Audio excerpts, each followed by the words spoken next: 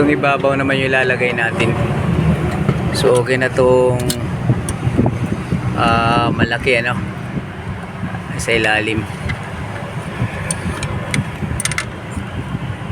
Ito, ano natin dito. Baka mamaya maipit. So ito na yung pinaka intik niya no sa ibabaw. Lalagay na natin. Yan, patong na natin dito.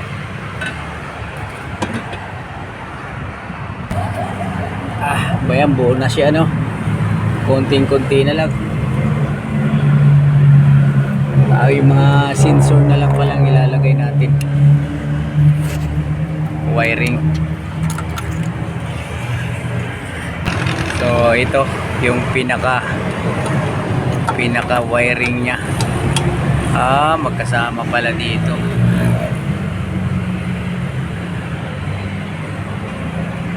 Ayan mga boss, okay na. Nabuo rin sa wakas. Ayan oh. Tapos air cleaner, babaguhan na natin to. Okay, so asimbulin na natin.